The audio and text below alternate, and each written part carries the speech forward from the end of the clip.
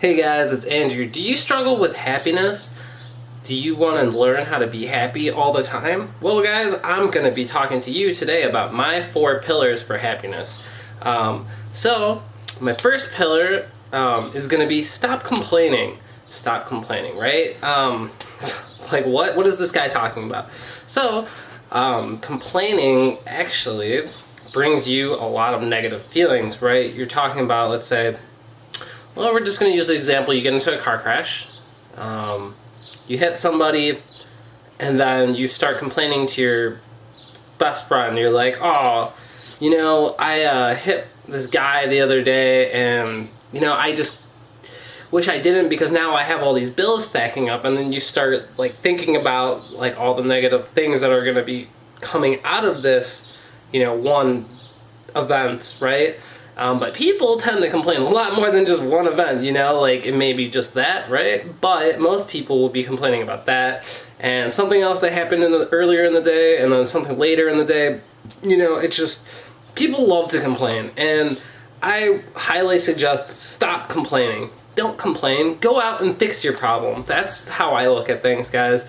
I solve my problem on the spot if I can, if someone's upset with me, and I think it's genuine that they have a good reason to be upset, I'll apologize to them and I'll work on that on the spot. Or, let's say with my videos, I'm getting progressively better at them. I used to not know squat about making videos. I just would be like, hey guys, it's Andrew, and I wouldn't ask any opening questions, I wouldn't do anything fun, wouldn't really try to engage you very much, and now I'm actually trying to engage. So, I'm learning, right? And I'm going out and I'm fixing my problem because I really want to be a big YouTuber, and I'm going out and I'm fixing it. I'm not complaining about not getting the views right now, right? Because yeah, it sucks, but guess what? I'm not going to complain about that. I'm just going to keep pushing forward and learning. So what do you guys think about my first pillar? Do you think that I have a solid point, or do you think it's pretty bad? Let me know in the comment sections below. I'd love to hear, comment section below, sorry. I'd love to hear your response. So number 2 is going to be remove all negativity from your life. So it's a pretty broad topic. You're going to want to, first things first, this is the hardest part, I think, of my pillars of happiness. You're really going to have to do this, and this is going to be hard, but getting negative people out of your life. Okay, I know, we have friends that we've been friends with years for, our family, they're our family, and we kind of you think you owe it to them to be in their life, or vice versa, but we really don't. If they're being negative and they're dragging you down, I don't owe them squat, so I'm not going to keep them in my life or try to appease them by any means. So I'm going to give an example of this. So let's say you have a really good friend you've been friends with a long time, but they've always made fun of you. They just, always are making bad remarks about you. They call you stupid. They point out all your flaws. They tell you, oh, your stuff's boring, or this is boring, or they don't really have a good time with you. Get rid of them. Stop letting them be in your life. If they don't like you that much, then it's time to show them the door. Bye-bye. You don't need that crap, right? Also, this goes the same with toxic people that are trying to stop you from living your dreams.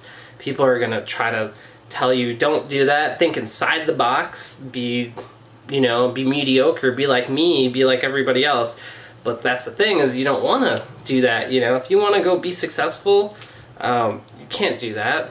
And, even people will try to tell you your dreams are crazy, even if it is a normal dream. If you just want to be a police officer, they'll be like, oh, well, that's crazy. You have to wait for so long to get into a police department testing, and then to find out your test, it may take a couple of years. You can't be a cop. People will do that to you guys. So focusing on these people and getting them out of your life, that is huge. It's very hard, though, because we grow with them and we've made an emotional connection with them. So I'm going to forewarn you, that's the hardest one in this list.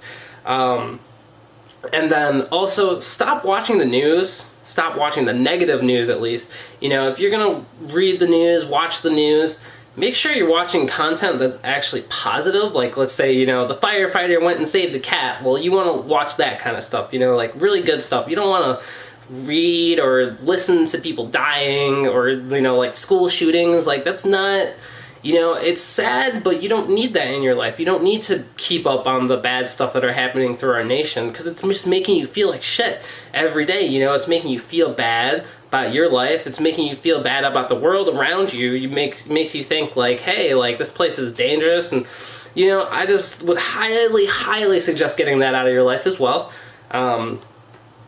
So have you guys ever done this before? Do you have any toxic friends? Do you have you stopped watching the news lately? What do you think about this pillar for happiness? Do you agree with me? Do you not agree with me? Leave your comment in the section below for the comment section. And my next one is going to be, don't let yourself be labeled by others. So this is going to be specifically for friends, those toxic people I was talking about in step 2, or well, pillar 2, and doctors. I mean, it can be anyone, honestly. It's just, you know, this kind of coincides with pillar number 2, with getting the negative people out of your life. Well, doctors, for example, will tell you you have a disease. I got labeled with plantar fasciitis, I got labeled with ADHD, and I got labeled with fibromyalgia in my life. Okay, so plantar fasciitis is a very painful foot disease, and fibromyalgia is an autoimmune disease. Well, fibro is incurable, coined by doctors. You can't get rid of it. They have no clue what the fuck they're talking about, because they have no clue how to help you with your pain. Except the doctors that actually like prescribe you medical marijuana, they're, you know, they actually, that will help a lot of fibromyalgia patients. It's been shown in studies, countless studies, and countless people have said it on forums, on Facebook, wherever, you know, you can find this information. You can look it up on Google. And but ultimately you don't want that regardless. You know, you don't want a doctor telling you, oh, you're gonna die tomorrow, because generally when people hear these kind of things, their brain starts accepting it, right? You start accepting problems. Like, you know, when I got diagnosed with fibro, I actually, believe it or not, my legs were just hurting, right? My 2 legs, my thighs, okay? So I went to this podiatrist and I was like, oh man, my feet hurt, but also my thighs have been hurting. And he's like, oh, you know, like, we went over what it could be, and he's just like, you know, it's just, is it like, you know, what is it like? And I explained it to him, and he's like, oh, that's like, probably like fibromyalgia. Don't get scared or anything, but it's probably fibromyalgia, but don't worry about it. And a month later, my fibromyalgia got worse and worse and worse. So it started spreading throughout my body, going side to side, just like it actually is. And I started getting brain fog. So it just actually got worse when I started accepting what the doctor told me. So it's up to you to really guard yourself against these kind of labels. Also, another thing, I mean, this is pretty obvious, like with a friend, for example, that calls you stupid. They'll be like, oh, you're so dumb because you didn't get the A's on the test. You only got C's. Like, that's so stupid. Like, you know, you might start to believe them if you actually, you know, listen to them and you start taking it in. So you need to tell yourself that's not true. You just made a mistake and you can learn from it, right? And that's how I approach life, is I'm learning all the time. You're learning, we're all learning, but people try to label people as stupid, and it's kind of bad. I don't like it at all. And finally, so guys, let me know how you feel about that pillar. Again, don't let yourself be labeled by either doctors or friends. Let me know, have you gone through a similar problem like I have and overcome it by actually telling yourself you don't have it, or just not by not allowing to accept that, you know, you've been labeled as this? Because I'm going to quickly go over, I forgot to add that, you know, with the fibro, the plantar fasciitis, the ADHD, I've actually overcome all 3 on my own. You know, because I told myself I don't believe that I have these, and I just worked on them and they went away. So, yeah, absolutely, guys. I'd love to hear your comments on that. Have you ever gone through something like this? And finally, my last pillar for happiness is finding your passion. So, this is a pretty obvious one. If you know, have found your passion, you don't need to hear it. But if you haven't, which a lot of people actually have not found their passion, then, you know, this is really good for people. Let's say, you know, you're just working your 40-hour-a-week job, or, you know, your job that you absolutely are miserable at. A lot of people actually just take jobs to get paid nowadays because they need to pay their bills. Okay, well, you know, that's not your passion. Your passion is something else that fuels your desire to be better, to give to the world, whatever it is, you know, even if it's bad. I mean, I won't condone anything bad that you have as a passion, but, you know, if that's what it is, I'm not going to tell you no. Like, you don't do it. Go do what you need to do, you know? Whatever makes you happy, guys. And so for me, for example, my passion is my YouTube. I fucking love doing this, guys. It's such an honor to be able to make videos, share my thoughts with everybody. I also have a Facebook, an Instagram, a Pinterest, a Twitter, and I'm just doing inspiration all of them. And Instagram, I'm doing, you know, like daily inspirational posts that I'm like doing a picture of me and then some words that I say, you know, whether it's like, you gotta be the guardian of your own mind, for example. That's not one I've made yet, but it would be like something I could put out there.